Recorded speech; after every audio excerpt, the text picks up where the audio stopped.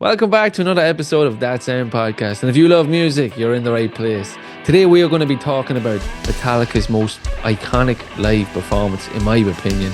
Seattle 89, the set list, the crowd, the performance, everything. We're going to go in and have a little look around. So let's check it out. So it was recorded over 2 nights in August 29th and 30th in 89 in the Seattle Center Coliseum in Seattle, Washington. 15,000 people, which isn't a lot considering what Metallica are playing to. Even in the 90s, Moscow comes to mind. There's meant to be 1 million people at that, but 15,000 inside. Can you imagine what the sound was like? If you were at this show, please leave a comment below and tell me what it was like. But let's get into the set list. Opened up with Blackened, Blackened Indoor 89. James Hetfield, he had that long kind of mullety kind of haircut, pissed off, probably full of Jägermeister. Lars, God knows what, all of them, they were in their prime. The speed that they were playing at in this venue, like listening back to it on, of course, the Live Binge and Purge, the DVD, but even on the record as well, like it's so fast. It's ridiculously fast, the whole thing. But then it rolls into For Whom the Bell Tolls, Sanitarium, Harvester of Sorrow, The Four Horsemen, The Thing That Should Not Be, and then slow it down with Jason does a bass solo, and I love that. I absolutely love the bass solo that he does in this. I think it's so cool.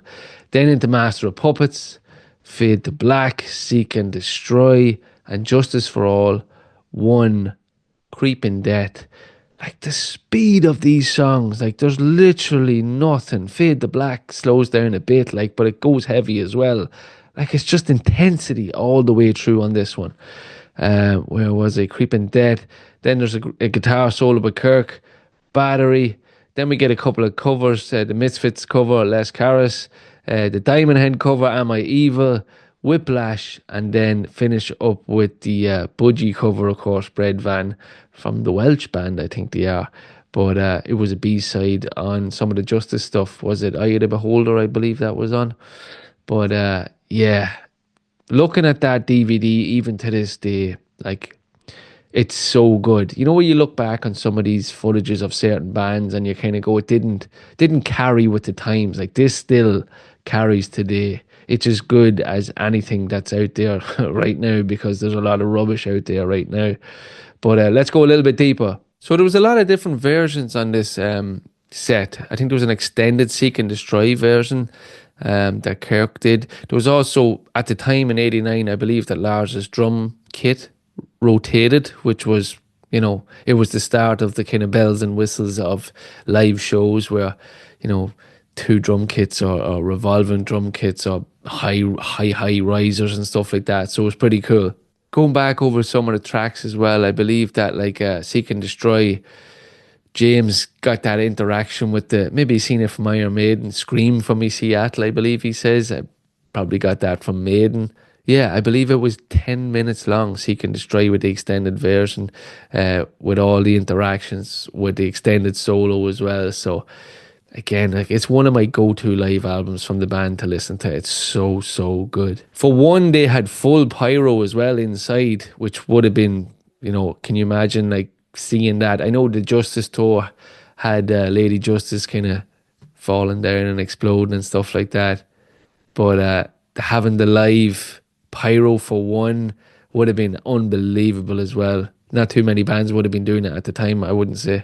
And then a lot of people say that the covers that they done with Diamond Head and Misfits was probably trying to attract some new, younger listeners at the time that maybe was into that punk scene, the British punk scene, and trying to get them on to the Metallica train, which I think Metallica were absolutely brilliant at.